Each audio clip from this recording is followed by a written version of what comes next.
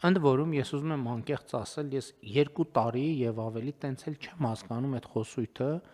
որ տարիքով կամ սահմանափակում ունեցող մարդկանց հարմար չի թոշակը ստանալ անկանխիկ, չեմ կարողանում հասկանալ, որովհետեւ նախ այդ գումարը ավելի անվտանգ է, որովհետեւ այդ գումարի ցանկացած շարժ հետագայում հետագծելի է, ինչ եղավ։ Երկրորդը սահմանափակում ունեցող մարդը այս պարագայում առավել եւս թոշակը ստանալու համար ոչ մի լրացուցիչ գործողություն անելու կարիք չունի, այսինքն իր սեղանին կամ դրա բանակի մեջ քարտը դրած է, թոշակը գալիս է։ Եվ ես կարծում եմ, որ եթե նույնիսկ ինքը տալիս է ինչ-որ մեկին, որ իր համար առևտուր անեն, այդ դեպքում էլ է հետագծելի։ Ինչ ձեռք բերվեց, ինչ գնով, արդյոք ձեռք բերվեց այն, ինչ որ ակնկալում էր եւ այդպես շարունակ, եւ հետեւաբար ստեղ էլ էս այն դեպքն է, որ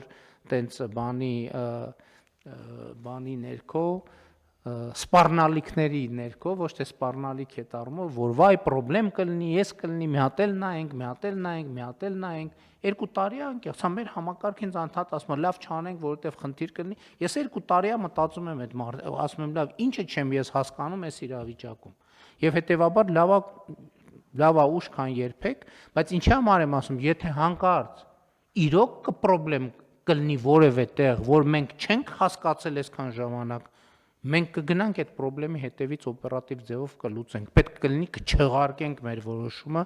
ներողություն կխնդրենք, բայց ես չեմ կարող պատկերացնեմ այդպիսի իրավիճակ։ Երկրորդը, մեր